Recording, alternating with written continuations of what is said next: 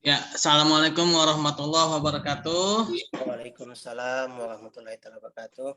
Bismillahirrahmanirrahim. Alhamdulillah, segala puji syukur pada Allah Subhanahu Wa Taala yang telah banyak memberikan nikmatnya kepada kita semua, yaitu yang paling utama adalah nikmat Islam dan iman.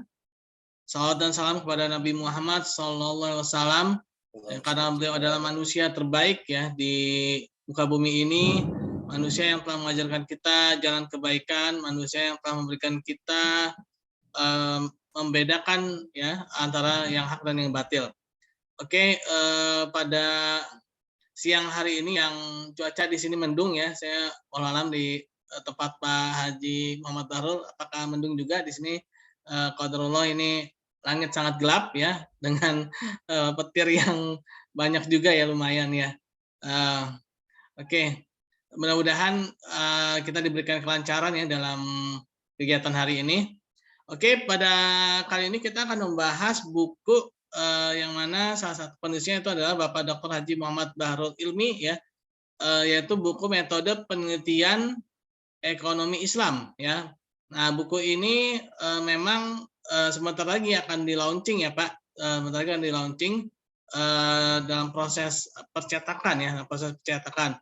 Nah, yang mana buku ini adalah buku bersama ya, buku apa namanya kalau bahasnya Pak Dr. Abdurrahman Wisnu itu buku keroyokan ya, buku keroyokan. Nah, di mana di sini kita masing-masing menuliskan pada setiap babnya ya. Oke, mungkin saya ingin memperkenalkan Bapak Dr. Haji Muhammad Bahrul Ilmi ini ya.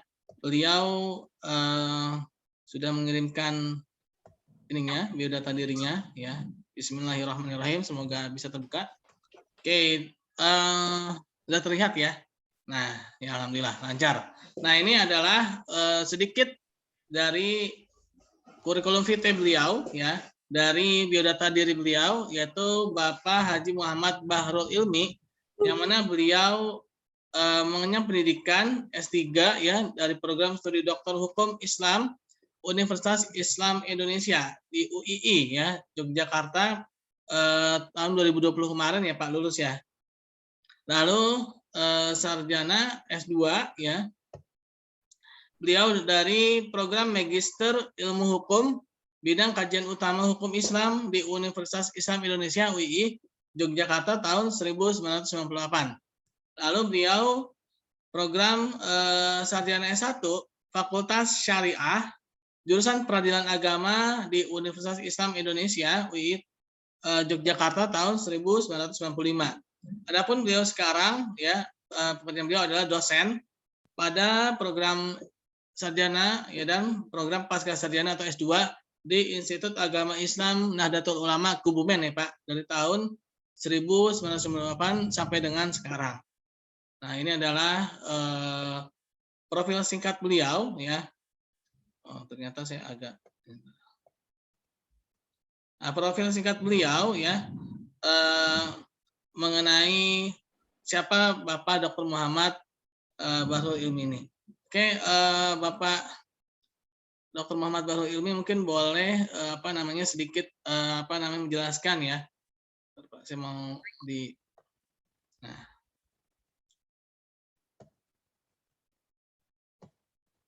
Oke. Nah, pertanyaan pertama ya, mungkin kita ingin sama-sama mengetahui ya Pak, apa sih sebenarnya Pak, menurut Bapak ya, yang membuat Bapak itu tertarik untuk menulis buku yang berjudul Metode Penelitian Ekonomi Islam ini? Masih di mute Pak, maaf Pak. Oke, terima kasih waktunya. Saya mudah-mudahan ini dadakan begini ya, tapi tidak apa-apa. Terima kasih saya atas dilibatkannya pada forum yang mulia ini. Tentu saya sangat mengapresiasi yang sangat luar biasa ini kepada kawan-kawan di Institut Setiami ini.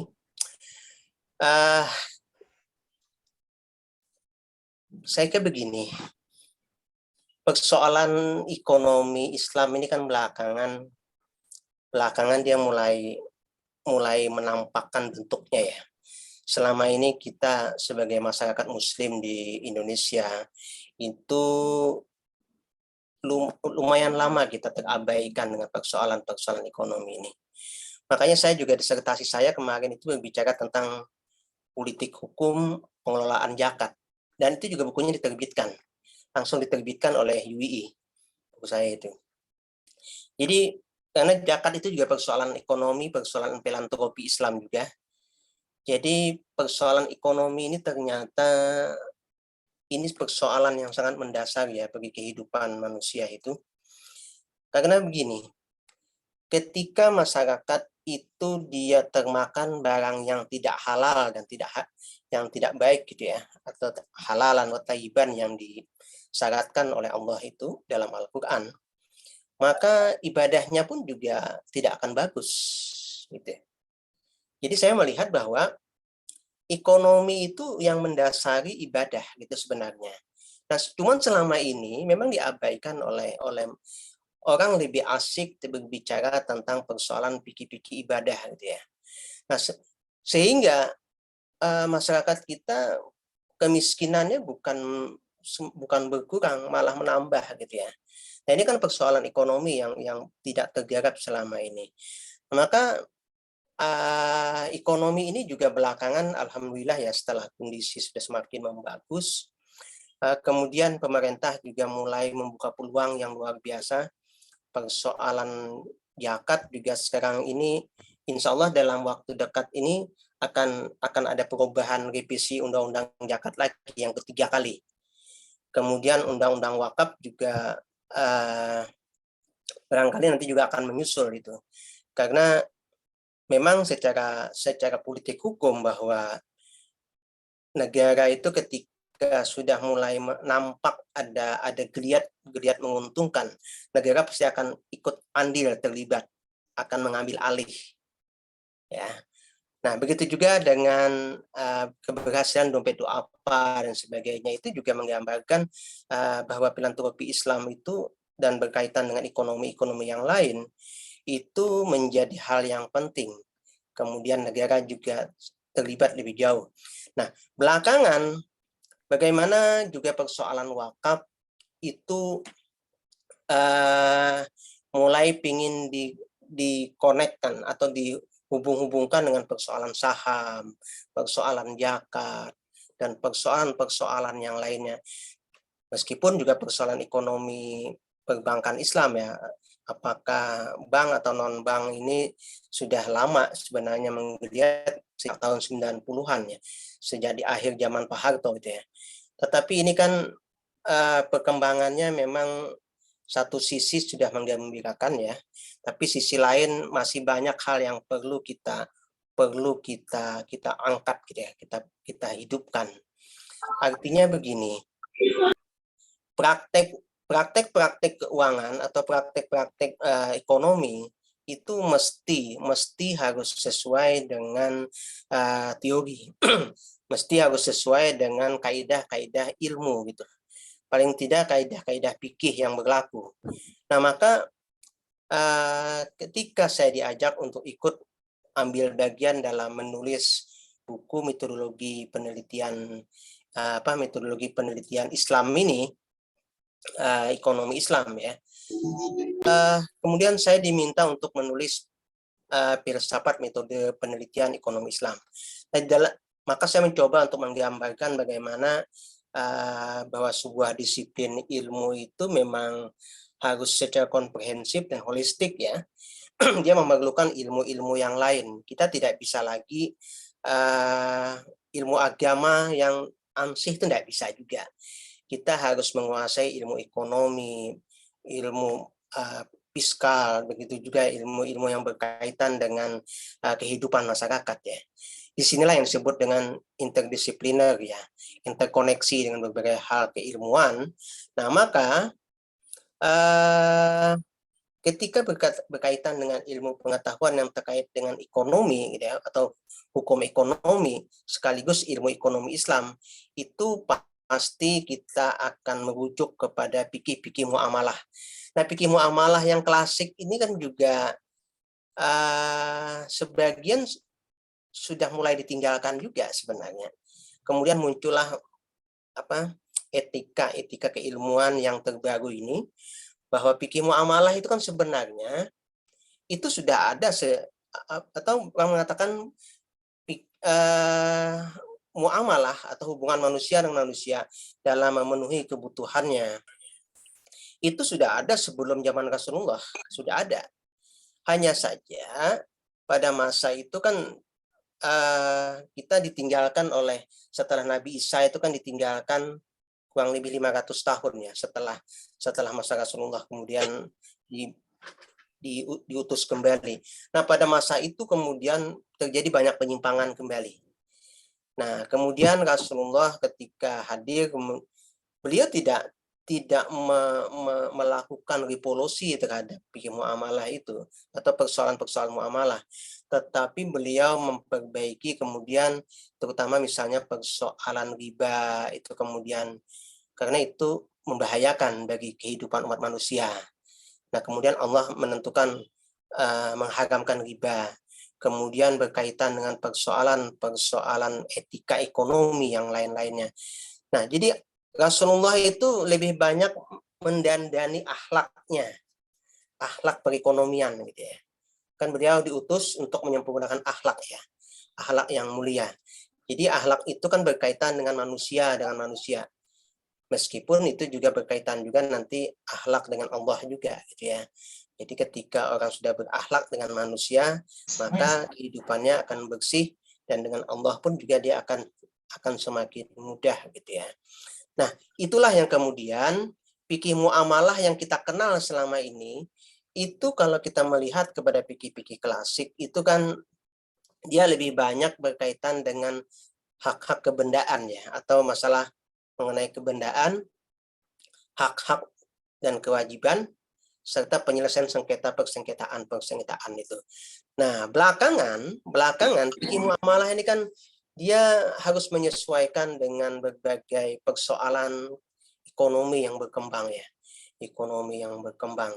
Nah, di sini membutuhkan riset, membutuhkan penelitian. Jadi, penelitian itu tentu kita berharap bagaimana setiap kebijakan atau setiap apapun yang berlaku di masyarakat itu harus ada dasar ilmiahnya, dasar keilmuannya. Nah, maka bagi kawan-kawan atau semua rekan-rekan yang konsen terhadap ekonomi Islam atau ekonomi syariah ya, ada baiknya kita selalu mulai juga fokus kepada pengetahuan tentang berbagai interdisipliner, sehingga kita bisa memahami banyak persoalan di masyarakat itu dan bagaimana kita menyelesaikannya. Nah, karena dalam penelitian, hal yang mesti ada itu adalah dia harus berangkat dari masalah penelitian. Ya. Karena dalam teori-teori penelitian dijelaskan bahwa tidak ada penelitian tanpa berangkat dari masalah. Ya, masalah itu kan adalah ada selisih nilai ya, ada gap di situ antara yang desolen dengan desain ini, ada terjadi pergesekan atau ada tabrakan, atau orang mengatakan ada selisih nilai yang mesti kita luruskan kembali. Nah, maka penelitian mesti harus berangkat dari masalah. Nah, dengan demikian maka setiap kita menemukan masalah yang benar-benar masalah, itu berarti penelitian itu sudah selesai 50%. Tinggal kita menyelesaikan. Nah, hanya saja kita kadang-kadang miskin persoalan metodologi atau miskin dalam persoalan data. Nah, ini karena penelitian itu adalah persoalan bagaimana kita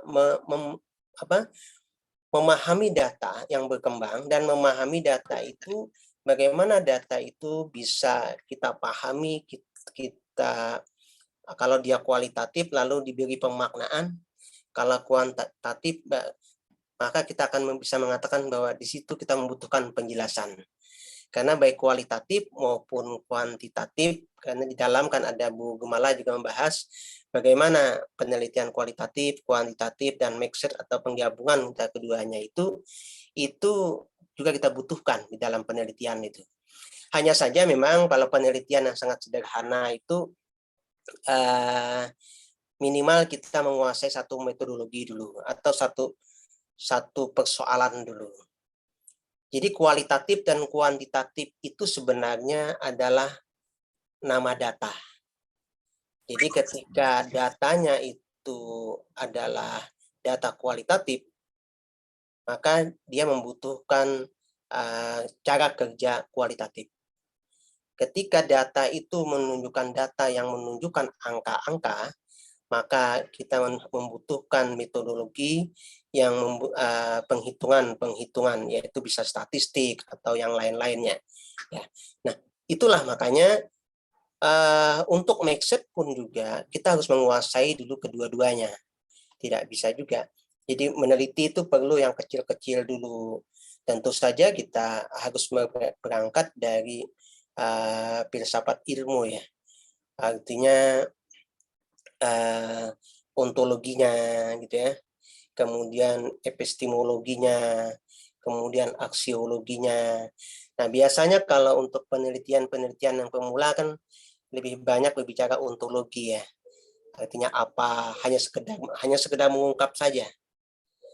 Tapi kalau sudah mulai naik levelnya, biasanya penelitian yang tesis biasanya, lalu mereka sudah mulai berbicara tentang epistemologi. Nah, tapi kalau sudah mulai lebih tinggi lagi levelnya, tentu mereka akan berbicara tentang aksiologinya, pemaknaan yang lebih jauh tentang kausalitasnya, sebab akibatnya ya. Nah, jadi disitulah makanya penelitian itu menjadi penting dalam konteks kita bagaimana mendukung pemerintah untuk persoalan-persoalan ekonomi syariah ini, ekonomi Islam ini. Dengan harapan ke depan memang masyarakat kita sudah terbebas dari riba gitu ya, sudah terbebas dari persoalan gharar, ketidakjelasan, sudah terbebas dari persoalan kezaliman dan sebagainya itu. Nah, itulah intisari daripada kita pentingnya memahami ekonomi Islam itu. Jadi ekonomi Islam itu selama ini kan terabaikan dan ini belakangan mulai dipandang sebagai sebuah alternatif untuk menyelesaikan berbagai persoalan masyarakat. Nah, meskipun kalau kita orang yang bergelut di bidang hukum biasanya dia tidak akan berbicara kualitatif dan kuantitatif ya, tetapi dia akan berbicara tentang penelitian doktrinal atau non-doktrinal. Kan begitu, itu penelitian hukum biasanya. Tetapi kalau kebanyakan orang selalu bicara kualitatif dan kuantitatif. Karena penelitian hukum kan biasanya dia tidak berbicara kuantitatif. Dia lebih banyak berbicara doktrin atau berbicara non-doktrinal yang sosiologis. Jadi itu banyak pilihan sebenarnya persoalan penelitian itu. Nah, jadi nanti kita juga harus menguasai juga tentu kalau yang konsen kepada usul fikih, ya tentu kita juga harus banyak memahami tentang bagaimana kaidah-kaidah fikih, terutama kaidah-kaidah yang berkaitan dengan ekonomi, muamalah ya. Kan kaidah-kaidah fikih itu kaidah untuk menyelesaikan persoalan-persoalan fikih kontemporer. Persoalan-persoalan yang secara nas atau secara dalil itu tidak dibahas secara detail. Beda dengan persoalan-persoalan ibadah ya. Nah, jadi kaidah-kaidah fikih itu kan kaidah-kaidah utama biasanya ada kaidah-kaidah yang al-umuru bimaqasidiha, misalnya al-yakin la yujalu bisak, ad-dararu yuzal, amasaqata jilbu taisir, ada muhakamah misalnya, itu mesti kita harus kuasai. Itu kalau kita bicara yang terkait dengan usul fikih ya. Kemudian nanti ada kaidah-kaidah yang juga kaidah-kaidah pendukung, itu banyak sekali. Kalau muamalah itu ada 7 kaidah yang paling sering dipakai di DSN MUI itu misalnya. Nah, itu juga penting kita kuasai. Jadi banyak hal keilmuan yang perlu kita kuasai untuk sebagai bekal riset kita. Nah, namun demikian, kita kalau mau meneliti banyak hal yang perlu kita kuasai itu adalah di samping ilmu metodologi penelitian, kita juga harus menguasai ilmu-ilmu pendukung lainnya. Nah, jadi disinilah pentingnya kita interdisipliner terhadap berbagai pengetahuan itu, sehingga kita bisa fokus dengan banyak hal. Tapi yang penting lagi adalah kita harus banyak membaca. Ya, jadi membaca itu nanti sebagai untuk menumbuhkan kepekaan terhadap berbagai masalah penelitian. Ketika kita banyak membaca, ketika banyak mengetahui banyak hal, terutama terlibat dalam berbagai dunia-dunia akademik ya, kita akan banyak pengetahuan dan kepekaan kita terhadap berbagai persoalan, terutama persoalan ekonomi, itu langsung kita bisa peka gitu. Nah, disitulah kemudian kita muncul nanti, oh ini ada masalah penelitian ini, ada masalah. Nah, ketika kita sudah menemukan masalah, kemudian kita perlu menjajaki persoalan itu lebih jauh, baik literasinya, perkembangannya. Nah, disitulah kemudian kita bisa nanti untuk ada kepedulian kita kepada persoalan-persoalan penelitian di lapangan itu. Nanti di tulisan-tulisan yang kalau tidak salah ada 16 apa ya, kalau tidak salah itu di dalam buku metodologi penelitian itu, dan itu ditulis oleh kawan-kawan yang hampir semuanya itu saya punya keyakinan memang ahli dalam bidangnya, ya, ahli dalam bidangnya. Misalnya ada Bu Gumala dari UI itu ya, misalnya membahas tentang metodologi penelitian kuantitatif, kualitatif misalnya. Kemudian Pak Dr. Misnu atau Abdurrahman Misnu ya, bagaimana beliau menjelaskan tentang bidang penelitian dalam bidang ekonomi Islam itu. Kemudian Pak Kamarudin juga menjelaskan objek penelitian ekonomi Islam. Jadi di sekian banyak itu, termasuk Pak Lukman juga membahas tentang langkah-langkah penelitian ekonomi ya. Jadi ketika kita membaca itu semua para penulis itu saling melengkapi dari sisi-sisi bolong-bolong bagaimana kita seharusnya dalam melakukan penelitian terhadap ekonomi Islam itu. Karena ekonomi Islam ini sekarang tidak ada yang lain yang harus membahas kecuali kita semua yang kita peduli dengan persoalan ekonomi ya, persoalan masyarakat. Ketika masyarakat itu nanti sejahtera, maka cara berpikirnya juga akan baik, cara beribadahnya juga akan diharapkan semakin baik, dan bahkan akan tumbuh lagi nanti dengan persoalan kepedulian terhadap kemasyarakatan yang lain. Ini sampai jam berapa menit kira-kira Pak Lukman saya untuk berbicara ini? Saya Pak Hasbi, Pak, bukan Pak Lukman. Oh, Pak Hasbi, ya Pak Hasbi gimana?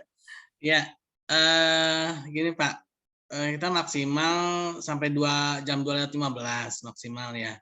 Tapi kalau Bapak masih ada yang ingin disampaikan, tidak apa-apa Pak. Nanti setelah Bapak menyampaikan, mungkin juga nanti ada sedikit tanya jawab juga dengan saya. Nanti juga ada pertanyaan-pertanyaan juga dari para peserta di sini gitu Pak. Gimana Pak? Ada lagi mau diinikan? Atau begini, saya nanti jam 2 saya off ya. Oh iya, berarti sampai jam 2. Ada ya, karena kebetulan saya ada janji yang lain ya. Iya, mungkin iya. ada yang ingin bertanya, nanti saya jelaskan. Iya. Barangkali lebih komunikatif kalau saya bisa menjelaskan banyak hal yang mungkin yang dibutuhkan oleh audien. Iya. Oke, gitu aja dulu mungkin.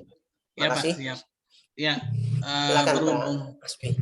Ya, berhubung waktu juga udah jam 1:30 ya, khawatir kalau misalkan nanti saya terus yang bertanya, nanti ada teman-teman juga nih Pak yang di grup Zoom ini, ada yang ingin bertanya nih Pak. Boleh? Silakan. Dipersilakan, termin pertama 3. Bapak dengan Heksawan nih Pak. Iya.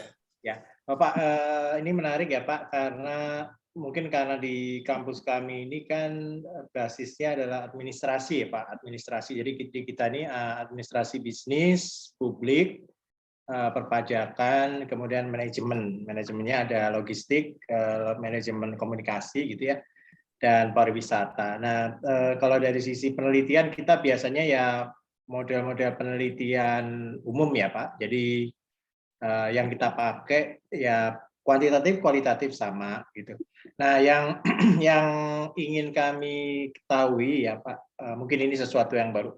Kalau apa sebenarnya Pak perbedaan mendasarnya metode penelitian apa tuh namanya untuk ekonomi syariah? Apakah ada perbedaan mendasar atau sebenarnya hanya temennya saja kan? Sebenarnya sama, tetapi mungkin karena ini meneliti misalnya tentang hal-hal yang bersifat syariah gitu ya, atau fikih muamalahnya, misalnya muamalahnya, perekonomian Islamnya. Sehingga kalau saya lihat mungkin lebih ke perbedaannya mungkin nah itu yang saya pengen tahu Pak.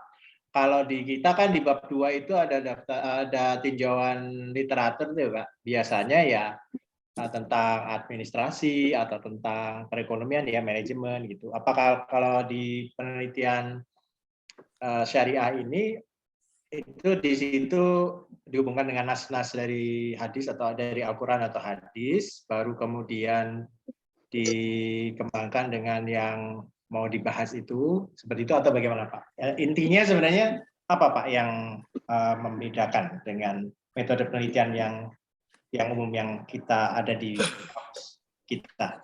Oke, Itu Pak. Terima kasih. Sebenarnya penelitian ekonomi Islam ini, orang mengatakan sebenarnya sebagian orang awal-awalnya mengatakan bahwa penelitian ekonomi syariah atau penelitian ekonomi Islam itu hanya menempelkan ayat-ayat gitu ya. Itu awal-awalnya orang memahami seperti itu. Nah, tetapi sebenarnya tidak seperti itu. Jadi kalau persoalan ekonomi syariah itu memang berbeda ya dengan hukum ekonomi syariah, ya. Berbeda hukum ekonomi syariah. Kalau hukum ekonomi syariah, dia pasti akan mengarah kepada konteks-konteks hukumnya. Berarti masuk ke persoalan boleh, tidak boleh, haram atau halal, itu persoalan hukum ya. Itu pasti nanti akan masuk ke lebih condong ke penelitian hukum. Nah, kalau ke penelitian hukum biasanya kalau kita pingin lebih bisa diterima oleh kawan-kawan fakultas hukum, maka dia akan menggunakan metodologi doktrinal atau non-doktrinal. Nah, itu. Tapi kalau dia ekonomi syariah, itu pasti nanti dia akan lebih condong kepada penelitian ekonomi konvensional.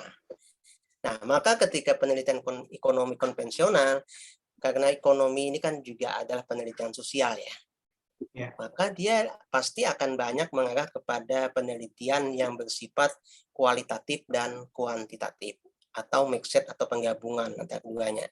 Nah, jadi kalau dia lebih pertanyaannya adalah hanya persoalan epistemologi, bagaimana, apa, itu ya akan memunculkan kualitatif. Tetapi ketika pertanyaannya seberapa besar pengaruh misalnya, maka dia akan terarahkan atau terseret ke persoalan yang dibutuhkan adalah kuantitatif, kan gitu. Nah, jadi memang sebenarnya tidak terlalu jauh berbeda dengan administrasi ya. Saya dulu fakultas hukumnya kan hukum administrasi negara. Saya dulu S1-nya itu 2. Fakultas hukum, makanya ketika saya membuat disertasi tentang politik hukum pengelolaan zakat, salah satu pertanyaan penelitiannya adalah persoalan perpajakan, tax deduction dan tax credit, itu yang saya persoalkan. Jadi umat Islam itu double. Oh iya, betul. Double itu. Nah, itu saya menggunakan logika keadilan hukum atau logika tentang, jadi keadilan hukum itu bukan hanya persoalan mustahik zakat, tapi muzakinya juga perlu diberi keadilan, kan begitu. Selama ini kan orang melihat bahwa yang perlu diadili, yang diberi keadilan itu adalah orang miskin. Padahal si pemberi zakat pun juga harus diberi keadilan dalam konteks, dalam kacamata negara. Nah, karena kita mengacunya kan nanti melihat kepada konteks Saudi pengacuannya, atau melihat kepada Malaysia gitu ya. Dan beberapa negara Eropa juga ternyata mereka sangat menghargai yang namanya filantropi itu. Nah, saya menggunakan logika hukum di situ, sehingga saya menggunakan logika hukum doktrina, karena memang terseretnya ke hukum gitu ya. Meskipun itu persoalannya, wilayahnya kan perpajakan itu adalah hukum administrasi negara. Nah, jadi sebenarnya kualitatif dan kuantitatif itu secara umum semuanya sama berlaku. Nah, cuman kan kalau persoalan ekonomi syariah itu dia lebih banyak bagaimana sebuah ekonomi itu ada keadilan di situ. Keadilan, apakah itu keadilan sama rata atau keadilan proporsional gitu ya. Itu persoalan keadilan ekonomi, juga terkait dengan persoalan hukum. Nah, sedangkan etika, bagaimana dalam ekonomi itu dia tidak boleh sesuatu itu tidak jelas, dia harus jelas gitu ya. Artinya kalau akad itu juga jelas peruntukannya untuk apa gitu ya. Nah, kemudian begitu juga persoalan etikanya, bagaimana kita tidak boleh ada yang dirugikan. Misalnya persoalan timbangan saja ya.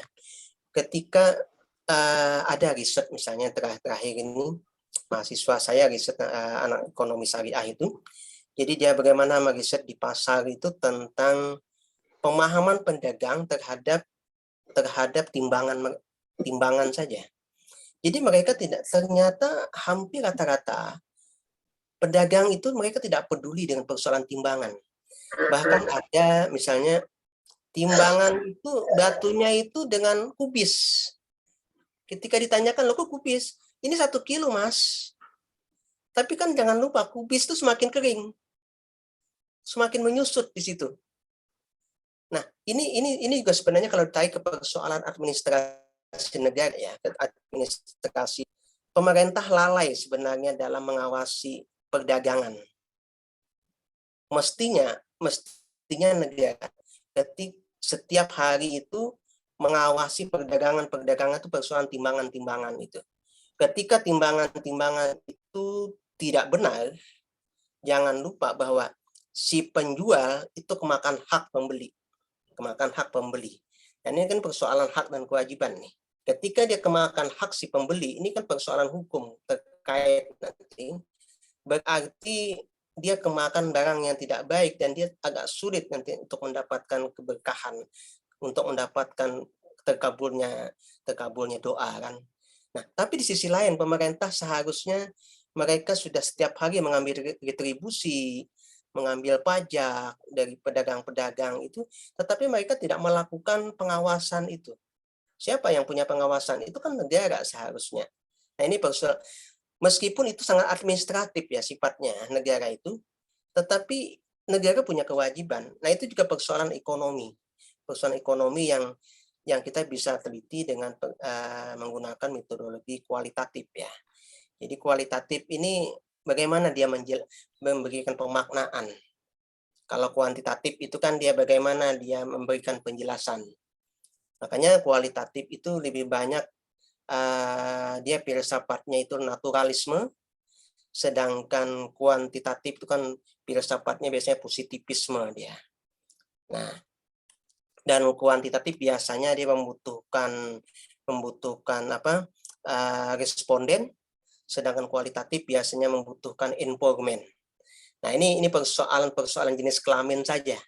Tetapi itulah paling gampang kalau kita bagaimana membedakan secara mendasar, ya saya kira hanya persoalan sudut pandang subjek yang akan kita gunakan saja. Artinya ekonomi syariah itu, kalau ekonomi syariah itu pasti dia tidak akan berhubungan dengan persoalan nas. Dia lebih banyak persoalan bagaimana sesuatu itu berjalan dengan efisien dan berjalan secara penuh dengan etika. Meskipun itu juga nanti kita harus interkoneksi dengan hukum ya, dengan hukum ekonomi syariah. Jadi ini persoalannya adalah persoalan kita bersama, bahwa ekonomi syariah ini kita bisa gunakan dengan berbagai sudut pandang, termasuk tadi administrasi, perpajakan. Nah, nanti saya sudah kemarin dikabari oleh kawan saya yang di bagian perundang-undangan DPR itu, tidak lama lagi sudah disusun undang-undang pengelolaan zakat yang terbaru lagi. Jadi saya berharap akan ada nanti orang yang sudah membayar zakat itu terjadi pengurangan take and credit terhadap pajaknya. Nah, ini juga akan menjadi penelitian kawan-kawan bagian administrasi perpajakan, gitu ya. Jadi bagaimana? Artinya begini, kalau kita ada penelitian kawan-kawan ekonomi UI, mereka menghitung kalau saja Indonesia ini menggunakan pajakat sebagai pendapatan fiskalnya, itu lebih menguntungkan daripada menggunakan pajak. Kalau pajak kan hanya 1%, 0,5% ya. Kalau zakat kan 2,5%. Nah, dan dari hasil riset saya juga menunjukkan yang ketakutan untuk diberlakukannya zakat bagi negara itu adalah justru dari Departemen Keuangan. Karena ya memang uang zakat ini kan membahayakan, kalau dikorupsi berbahaya ya. Beda dengan uang pajak. Kalau pajak itu kan bahasanya negara merampok dengan cara beradab, kan begitu. Merampok rakyatnya dengan cara beradab. Salah satu definisi pajak kan begitu. Meskipun definisi yang lain kan pajak itu adalah terima kasih warga negara terhadap negaranya. Kan begitu. Jadi seperti itu mungkin pentingnya penelitian. Ya, silakan. Ya, terima kasih. Memang kalau kita rasakan ini ya Pak, hampir tadi penelitian yang mahasiswa buat itu sangat menarik ya, karena hampir kalau kita beli buah, dan itu kayaknya sudah umum ya, jarang sekali kita melihat itu, hampir timbangan itu selalu berkurang dari yang seharusnya itu Pak, sukatannya itu. Jadi itu sebenarnya kan menjadi sesuatu yang kelaziman gitu ya, kelaziman yang sebenarnya tidak boleh gitu, karena mungkin karena ini jarang dari khutbah-khutbah, dan ini juga jarang diinikan ya, padahal kan sebenarnya kan ayat-ayat nas tentang pengurangan sukatan dalam timbangan itu juga ditekankan sama hadis ada, nas juga ada gitu, bahwa itu nggak boleh gitu ya Pak. Nah itu memang sangat memprihatinkan sebenarnya Pak, dan ya mungkin harusnya tapi mungkin bingung juga ya Pak, itu kalau misalnya seperti itu memang dari sisi siapa, pemerintah kah, atau karena sifatnya memang itu ya Pak ya. Baik Pak, tapi mungkin ada yang lainnya, takutnya waktunya ini nanti kapan-kapan mungkin ya Pak bisa ngobrol lebih. Silakan, mungkin ada yang kalau misalnya nanti ada sesi kedua atau ini bisa ya Pak, nanti di sela-sela kesibukan Bapak. Insya Allah nanti. Iya. Ya, oke. Pak Hasbi silakan lanjut. Oke, terima kasih pada Bapak Dr. Haji Muhammad Bahrul Hilmi ya. Masya Allah ya. Teman-teman yang lain, ini masih ada 2 lagi nih. Tadi termin pertama 3 pertanyaan. Boleh di apa namanya? Silakan. Siapa? Silakan Pak Hasbi. Halo? Ya, silakan Pak Hasbi. Ya. Ada lagi mau ingin bertanya? Ya itu ada. Mbak Silvi ya. Assalamualaikum Pak. Waalaikumsalam warahmatullahi wabarakatuh. Izin bertanya Pak, fikih muamalah itu berarti telah ada sebelum Rasulullah ya Pak? Iya. Contoh-contohnya apa ya Pak yang sebelumnya sudah ada selain masalah bunga pinjaman seperti itu? Udah, itu aja. Oke. Ini Pak Hasbi langsung ya? Langsung saya jawab. Iya Pak, langsung aja Pak. Oke, makasih. Jadi begini Mbak Selvi, muamalah itu kan hubungan manusia dengan manusia ya, atau bagaimana manusia itu memenuhi kebutuhannya tanpa ada saling dirugikan. Ya, itu sudah terjadi sejak zaman Rasulullah. Sudah sebelum zaman Rasulullah sudah ada perdagangan, kan begitu? Sudah ada perdagangan. Dan perdagangan itu kan sudah Rasulullah juga ikut terlibat, ikut berdagang juga dengan paman beliau, sehingga sampai begitu jujurnya beliau, sehingga laris manis gitu kan, sampai untungnya luar biasa, sampai dikatakan sebagai al-amin, kan gitu. Artinya sangat dipercaya ini. Ketika ada cacat dikatakan ini cacat, gitu kan? Oh, ketika ini kurang timbangannya dikatakan ini kurang bagus. Nah itu Rasulullah melakukan itu. Nah itu menggambarkan sebuah etika dalam Islam, itu akhlak dalam bermuamalah. Ya. Sedangkan Al-Quran itu memang hanya menjelaskan hal-hal yang pokok saja, misalnya tentang pentingnya jangan melakukan riba. Riba itu kan tambahan. Apakah riba buyuk ya, riba yang berkaitan dengan jual beli, atau riba-riba yang jahiliyah yang lainnya yang sangat mencekik itu kan. Artinya orang pinjam meminjam. Kan pinjam meminjam pun juga sudah ada sejak zaman dulu. Cuman zaman jahiliyah itu pinjam meminjam itu kalau dia tidak bisa bayar, kemudian yang mengutang ini menentukan lagi utangmu sekian sekarang. Misalnya utang pertama 1 juta. Ketika bulan depan tidak bisa bayar, kamu utangmu 1.100.000 sekarang, gitu kan? Bulan depan tidak bisa bayar lagi, utang kamu 1.300.000 dia bilang. Jadi terserah yang mengutangi. Nah ini kan mencekik. Nah kemudian lalu Rasulullah mengatakan bahwa seperti itu tidak benar. Lalu Al-Quran pun juga menurunkan. Nah, jadi diharamkan riba. Yang dihalalkan itu jual beli. Jual beli itu tentu saja ada yang diuntungkan.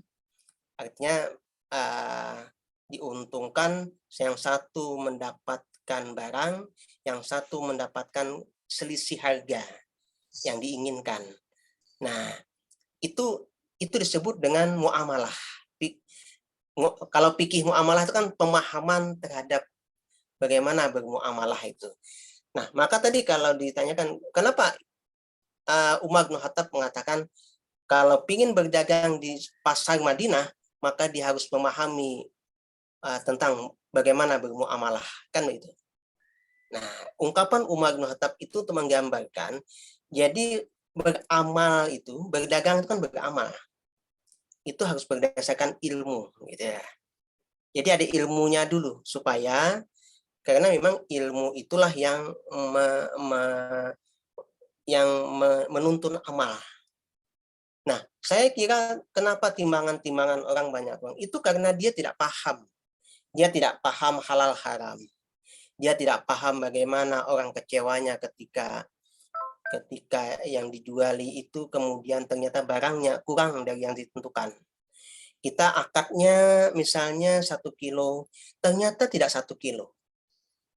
Nah, ketika ternyata hanya 9 on misalnya, berarti kan 1 on ini haknya pembeli yang termakan oleh si penjual, kan begitu. Nah, ini kan membuat hartanya jadi kotor. Itu belum kalau dia berzakat masih agak mendingan, agak membersihkan. Tapi persoalan hakul adami, persoalan manusia dengan manusia itu bisa selesai hanya dengan manusia. Tidak bisa diselesaikan dengan taubat, dengan minta ampun. Harus diselesaikan dengan. Nah, disitulah pentingnya timbangan, Begitu juga bagaimana tidak boleh menipu, tidak boleh menzalimi, tidak boleh ketidakjelasan. Nah, itu makanya Rasulullah itu lebih banyak membetulkan akhlak hubungan manusia dan manusia itu. Itu yang disebut dengan fikih muamalah. Nah, itu Mbak Silvi ya. Mungkin ada yang, kalau belum ada yang lain silahkan. Gimana Mbak Silvi, sudah puas jawabannya atau ada yang ingin lagi ditanyakan? Sudah, Pak. Oke, satu orang lagi boleh. Saya Mas Hasbi boleh? Oke, silakan. Ya. Mohon izin. Oke. Ya. Baik, Pak Ustadz, mohon izin bertanya. Kan tadi sempat disinggung ketika membayar hutang ya, di mana di JR itu ketika kalau misalkan dia 1 juta, misalkan punya hutang 1 juta, kemudian 1 bulan nggak kebayar, nambah gitu kan.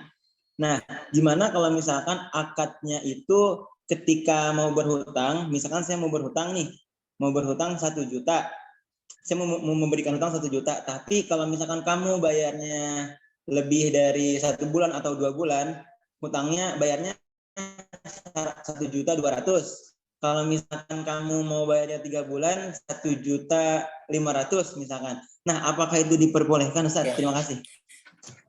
Nah, ini yang disebut dengan riba itu di situ. Riba itu di situ. Karena lama-kelamaan dia membayar pokoknya saja dia tidak bisa, apalagi bunganya. Kan begitu.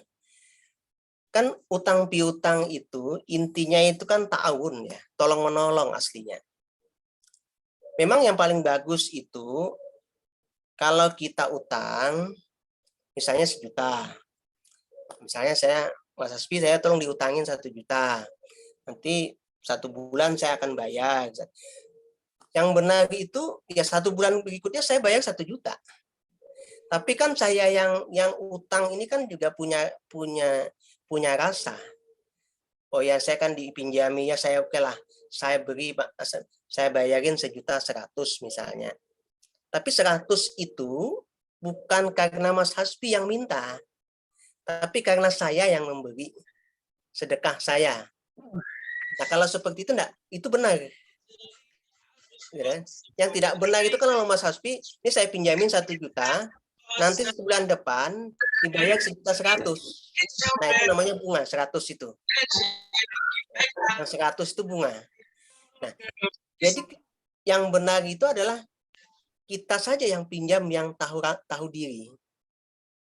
Nah, memang yang paling bagus lagi itu adalah minjamnya 1 juta, kemudian setelah kita mau bayar, nih Mas Hasbi saya mau bayar nih, udahlah Pak baru bayarin 900 saja. Nah, itu kan lebih bagus itu.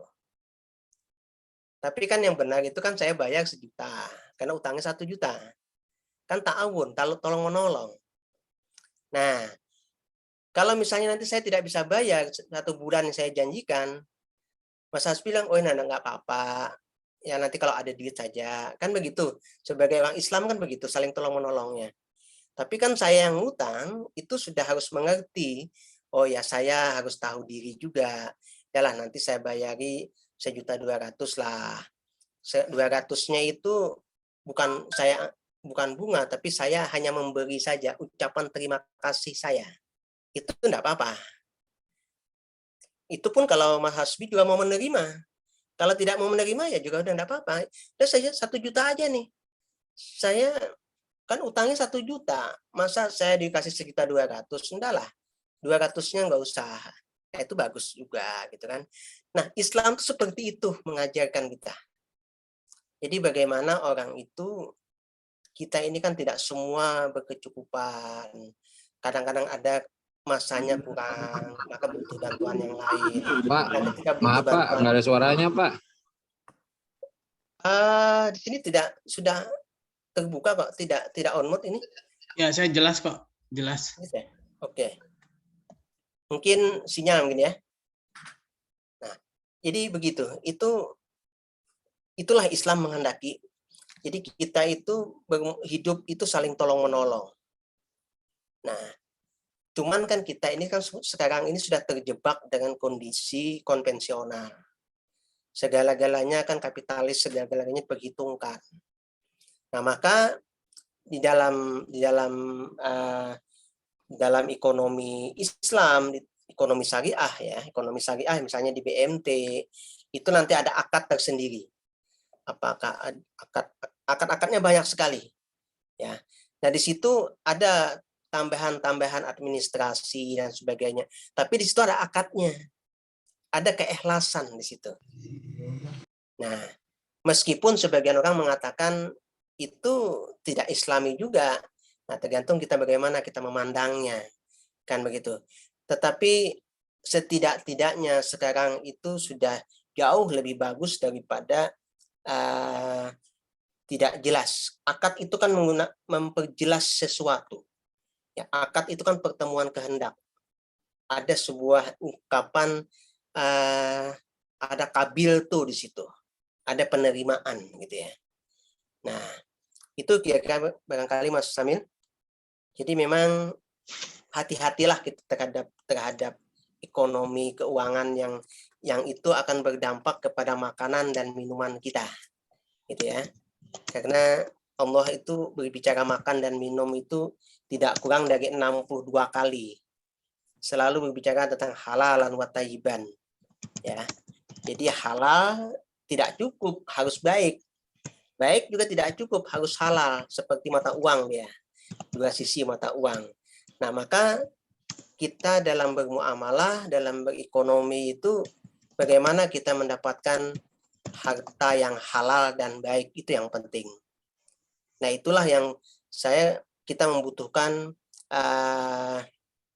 sarjana-sarjana muslim atau orang-orang muslim yang peduli dengan persoalan ekonomi ini harus kita galakkan, harus kita dorong untuk selalu banyak-banyak membaca, kemudian kita lalu peka dengan berbagai masalah, kemudian dari berbagai masalah itu nanti kemudian bagaimana kita bisa meneliti, kita mengungkap, meriset gitu ya. Meriset itu artinya research itu mengungkap apa yang baiknya gitu ya. Sebagaimana filsafat ilmu itu dia selalu tidak pernah berhenti ilmu itu. Selalu ketika ada persoalan diteliti, nanti ada lagi persoalan diteliti lagi, teliti terus sehingga ilmu itu tidak pernah berhenti dan dia akan tetap jalan dan sampai kapanpun dia akan semakin bagus gitu. Mungkin Mas Hasbi ada lagi. Oke, jazakallah khairan. Sistem dadakan ya, silakan. Boleh Pak Ustadz nambah satu lagi yang iya, ingin silakan. bertanya? Ya, moga. Dipersilakan. Gimana? Pak. Oke, silakan Mas Adam. Ini kalau bicara dari segi bank konvensional sama syariah ya Pak. Iya. Nah, di satu sisi kan kita udah paham perbedaannya nih Pak. Cuman dari segi praktisnya masyarakat ini kan merasakan fasilitas-fasilitas seperti ketersediaan ATM, pembayaran. Cuman seringkali di bank-bank yang syariah ini nggak tersedia nih Pak. Lalu bagaimana nih agar bisa menjembataninya agar ya mungkin agar sejajar mungkin setara mungkin Pak ya. Oke, makasih Mas Adam. Ya, sama-sama Pak. Itu aja mungkin. Barangkali itulah kenapa pemerintah kemudian memerger Mandiri, BRI, dan BNI ya. Kemudian menjadi BSI. Meskipun teknologinya menggunakan teknologi Mandiri ya. Artinya tidak menggunakan teknologi BNI ya. Nah, ini kalau kita tidak dukung, ya, kalau kita tidak dukung itu, harapan kita seperti punya ATM seperti BRI itu di mana-mana sampai ke desa-desa ya, sampai ke kecamatan-kecamatan itu, ini semakin lama semakin kita menunggunya. Maka lebih bagus ya memang untuk sementara kita bisa menggunakan dua sayap ya. Satu sisi kita masih menggunakan konvensional, tapi sisi yang lain kita sudah menggunakan BSI, sudah mulai mendukung. dengan bertahap pelan-pelan kita geser dana kita ke BSI. Nanti lama-lama BSI semakin kuat, besar gitu ya. Insya Allah nanti dia akan seperti umumnya juga, dia di setiap tempat itu ada ATM-nya. Ya memang kita selama ini kan sudah termanjakan dengan praktis ya. Di mana saja kita berada, masuk ke Alfamart, Indomaret, ada di situ ATM BNI atau BCA atau Mandiri gitu ya. Nah, tapi tidak dengan BSI. BSI ini kan di kabupaten aja kadang-kadang paling satu ATM-nya ya masih ya. Kadang kalau paling banyak ya 2 lah gitu deh. Nah, tapi ini kan harus kita dukung. Harus kita, jangan kita tidak terlibat gitu. Kita harus terlibat. Kalau kita tidak terlibat, terus siapa lagi yang akan membesarkan? Kan besarnya itu kan karena kita masyarakat Islam. Nah, mudah-mudahan nanti dengan besarnya itu sedikit demi sedikit kita bisa mengurangi ketergantungan kepada yang konvensional. Ya. Jadi konvensional ini ya meskipun fatwanya kan ada hilafiah ya.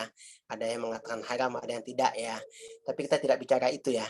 Tapi kita berbicara tentang bagaimana ekonomi syariah yang betul-betul syariah itu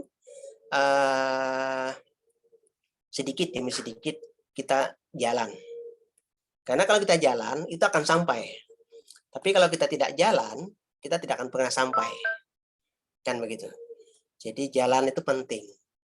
Wasilah. Berwasilah kita untuk mencoba mengikhtiari bagaimana ekonomi syariah yang sudah mulai dibuka kerannya ini. Kalau dibandingkan dengan zaman Pak Harto dulu, kita berbicara syariah saja tidak boleh gitu ya. Zaman Pak Harto itu, meskipun di akhir kepemimpinannya kemudian hadirlah Bank Muamalah gitu ya. Gitu. Nah, dulu kan tidak boleh. Tidak ada yang namanya syariahan itu. Nah, bahkan di Jeddah saja itu tidak ada bank Islam. Semuanya konvensional di Jeddah. Jadi ketika ada yang ekonomi Islam, yang menggunakan ekonomi Islam, maka itu sama mengatakan bahwa yang lainnya tidak Islami. Itu yang tidak mau dia. Nah, apalagi sekarang setelah pangeran yang terbaru ini akan berbeda lagi keadaannya Saudi itu. Nah, itu sebuah gambaran saja bahwa untuk sebuah perbankan itu membutuhkan dana likuiditas yang sangat besar ya. Jadi kita harus membantu. Karena bank itu semua hampir 70% itu kan dari dana masyarakat. Makanya kalau masyarakat terjadi ketidakpercayaan ras gitu ya, bank itu pasti akan runtuh. Gitu. Dia akan roboh. Akan ditinggalkan.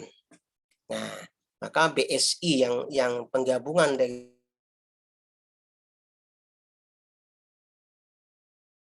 sudah saatnya memang kita dukung itu yang bernuansa ekonomi syariah gitu. Itu kira-kira Mas Adam, mungkin ada lagi ada ada satu lagi mungkin ya Pak Dokter. Oke, silakan, nggak apa-apa. Saya masih kasih waktu sebentar lagi bisa. Nah, ini bonus nih ya. Oke. Pak Dokter masih memberikan waktu. Ayo. Kapan lagi?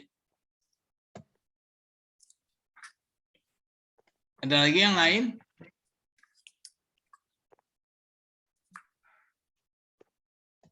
Nampaknya cukup puas. Ya, Pak Asbi, karena Pak Bahrul juga ada acara ya. Iya. Ya. Ya, oke teman-teman sekalian. Oh iya, sebelumnya mohon maaf saya mau sedikit share bukunya ya, buku dari metode penelitian ekonomi Islam ini. Nah, ini teman-teman ya semuanya. Ini bukunya ya, bisa sebenarnya bisa lewat saya juga sih, karena saya juga salah satu termasuk yang nulis di sini ya. Jadi teman-teman kalau ada yang mau beli buku ini ya, boleh lewat saya ya. Nanti saya akan koordinir ya, akan koordinatorkan ya. Oke. Itu buku metode penelitian ekonomi Islam yang mana itu adalah dari beberapa penulis ya, dari beberapa book chapter ya. Kalau memang tidak ada lagi yang ditanyakan, saya kira kita tutup saja ya dengan baca hamdalah. Alhamdulillahirabbil alamin. Dan doa penutup, subhanakallahumma wa bihamdi, subhanakallahumma wa bihamdika, asyhadu alla ilaha illa anta, astaghfiruka wa atubu ilaik. Assalamualaikum warahmatullahi wabarakatuh. Jazakallahu khairan katsir. Waalaikumsalam. Dr. Haji Muhammad Barozi ya, Masya Allah ilmunya sudah sharing-sharing sini. Mungkin kapan-kapan kita bincang. Bincang lagi, Pak. Kapan-kapan kita ketemu lagi, Pak. Iya. Ini kan dilala saya sudah kadung. Makasih, saya pamit. Ya, Semuanya. sama-sama ya. Terima kasih semuanya. Ya, assalamualaikum. Terima kasih Pak. Ya.